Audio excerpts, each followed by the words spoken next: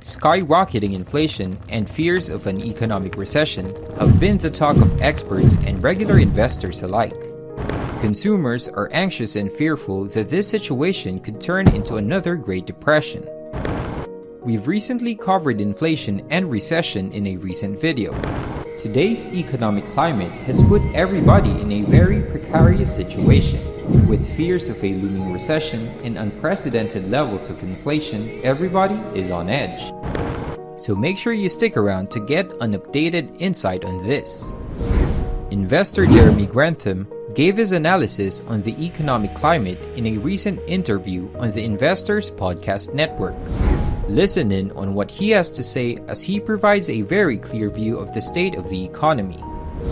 Before we proceed, we'd like to take this time to tell you how much we appreciate your support for our channel, and we'll be sure to continue providing informative content for everyone.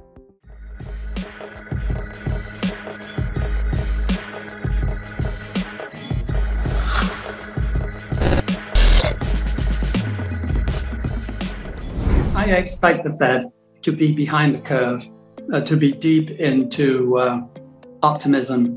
It doesn't really have a clue about market bubbles and the damage they do when they break. They've been eager now since early Greenspan to encourage bull markets because they help the economy, they really do. And they always forget that the bear markets to go along with them hurt the economy at just the wrong time. If I'd been asked to bet, would the Fed get inflation wrong when inflation came along at any time, I would have said, of course, they'll miss it, they'll be late, their responses will be pretty ill-judged. The Fed's record is terrible. What is impressive is how much room they have been cut by the market. I mean, the market is incredibly forgiving to the Fed. The Fed happened for 20 years, 25 years, to benefit from that amazing era as 500 million Chinese raced into the big cities and were plugged from marginal farming into highly profitable industrial system. And then they joined the World Trade Association and made everybody's stuffed dogs and everybody's iPhones for that matter. During that phase, 500 million extra Chinese, 200 million Eastern Europeans plugging into away from communism into capitalism. That was a golden era, Goldilocks, if ever there was one. And the Fed got to take credit for that. A Prime Minister of England once, Mr. Wilson, got re-elected because England unexpectedly won the World Cup at soccer. And he got credit for it. I mean, the president gets, in the end, credit for everything, good weather. He takes the shock for inflation. These things are all way bigger than the President of the United States. But the President and the Fed gets to enjoy the environment. So this Fed had a wonderful environment. They did nothing right, but they were seen to be presiding over low inflation and decent growth. The growth rate actually has slowed way down since Greenspan. It was averaging 3.5 before Greenspan and averaging 2.5 afterwards, and today more like 1.5. It's done nothing in terms of increasing the growth rate, but superficially, it felt like a golden age because asset prices went up. Asset prices went up because inflation came down and rates were allowed to come down. And in the end, rates were forced down. And low rates make leverage cheap, make private equity deals wonderfully easy and profitable, and they push up the price of real estate and they push up the price of stocks. And that's the way it was. And the Fed gets credit for that, and it's due none. Its demerit accrues from the fact that it kept on pushing down interest rates far too long and dangerously, increasing inequality, which, as I like to say, is the greatest poison in the system these days. And it does damage the degree of inequality we have in the US now, does damage the strength of the economy. And it is probably part of the reason why the growth rate has slowed and continues to slow. In this part of the podcast, Jeremy Grantham pointed out the Federal Reserve's series of wrong moves, such as their unrealistically optimistic view on the economy and their ignorance of market bubbles that have proved fatal to dealing with inflation and the overall state of the economy. He further discussed how the Fed has done nothing right and that they set interest rates far too low, which crippled the economy and continues to slow down its growth rate. A lot of pressure is being put on the Fed as every decision they make dictates the future of the economy, and every mistake they commit could result in a repeat of the Great Depression. Every period is unique. The 70s had problems with the oil crises. You can call it one giant crisis or you can call it two or three, but in any case, it tripled, quadrupled, quintupled the price of oil in a hurry. We'd come off 50 years of fairly stable, low prices, and they shot up and stayed up for a long time and inflicted enormous pain on the system. They lowered the growth rate. Why wouldn't it if you have to pay 3-4 times for your energy? And it also, of course, pushes up the price. There's nothing like an oil price increase to increase stagflation, and it did. And this time, if you adjust for the passage of time, the price of oil is not as high, but it's still multiplied recently by 3 times. So that is imposing pain on consumption and is imposing inflationary pressure. We also have, because of the invasion of Ukraine, we have had some extra spikes in the price of food, fertilizer, and natural gas, particularly in Europe. Interestingly, they are now, almost all of them, lower in price than the day before the invasion. And this is a lovely example of how the stock market works. The stock market is saying, whoops, there's so much damage from commodity price rises, et cetera, that we're going to have a recession. But the recession isn't bad news because the recession is going to get the Fed back in our camp of lowering interest rates again and helping stock prices. And we're looking out into the future, and therefore that's a good news. So the fear of a recession becomes a wishful thinking about future interest rates. And so the market gets a reprieve for a while. It's quite remarkable, but it's fairly typical. And that's what we're having now. And that's why we might have a bit of a rally for a few weeks, I think. When asked whether the upcoming downturn will turn into another Great Depression, Jeremy Grantham discussed the factors that have led to a rise in the prices of commodities, especially crude oil, which also rose during the Great Depression. He discussed how the invasion of Ukraine also contributed to all this. However, he said that the upcoming recession might actually be good for the economy, adding that it could result in low interest rates and a short rally in stock prices. As the economy heads towards a recession, inflation could make things far worse as it lowers the purchasing power of consumers and brings prices to unprecedented levels.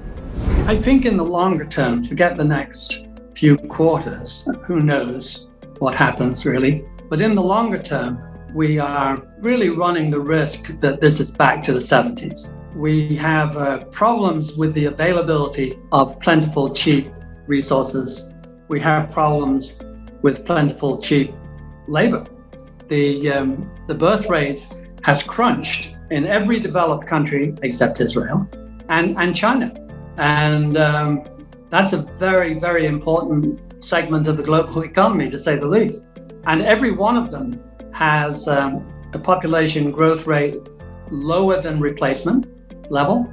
So in the end, after accumulating lots of older people as a higher and higher percentage, we start to actually have the population drop. Secondly, 10 and 20 years in, depending on the country, into having smaller baby cohorts. So we know with absolute certainty, since they're alive already, that 20-year-olds arriving in the marketplace will be fewer and fewer for the next 20 years. And we have not experienced this before. This has happened incredibly fast.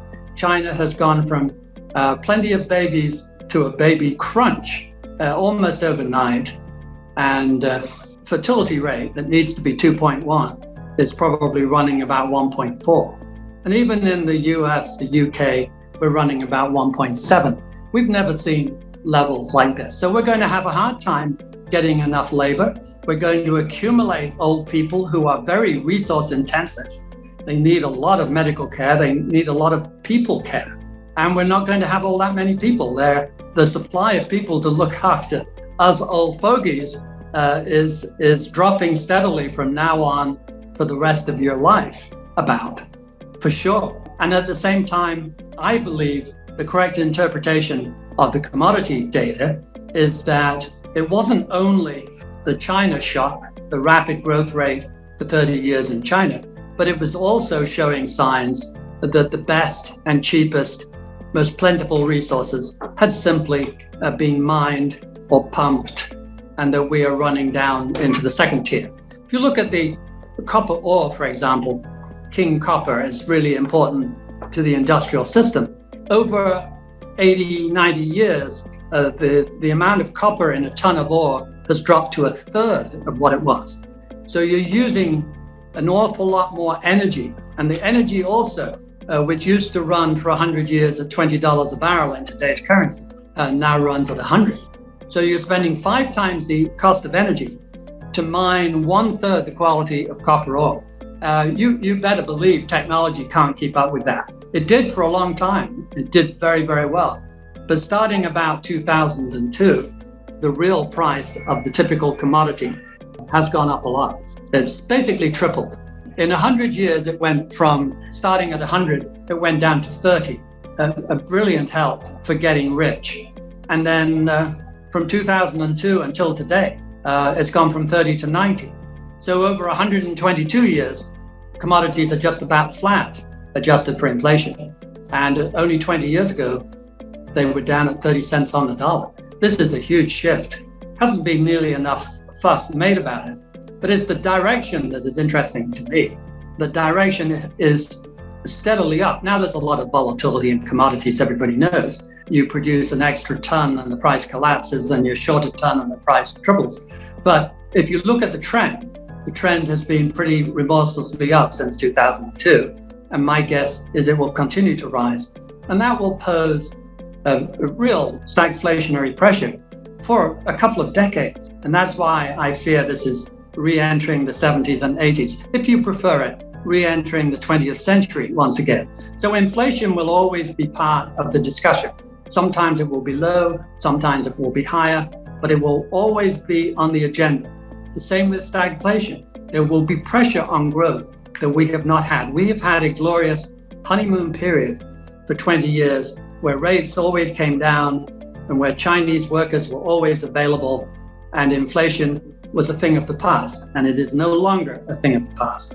And unless we're lucky and have some sensible behavior from governments around the world, this inflation will go in little waves and will become moderately embedded at best, and really embedded at worst. Jeremy Grantham's response to the possibility of a recession brought about by a lack of demand revolved around a lack of labor due to diminishing fertility rates, lack of cheap resources brought about by inflation, and a combination of inflation and stagflation. He says these factors may lead to a repeat of the economic situation in the 1970s. Jeremy Grantham pointed out the Fed's mistake of setting interest rates way too low, which caused a slowdown in the economy. This, according to Jeremy, then brought about fears of an upcoming recession. Several similarities may be seen between the current state of the US economy and its state during the 1970s, wherein Americans experienced a decade of inflation. What did you think of Jeremy Grantham's analysis? How do you plan on surviving the upcoming downturn? Give us your insights in the comment section down below. If you enjoyed this video, kindly like and subscribe. And we'll catch you on the next one.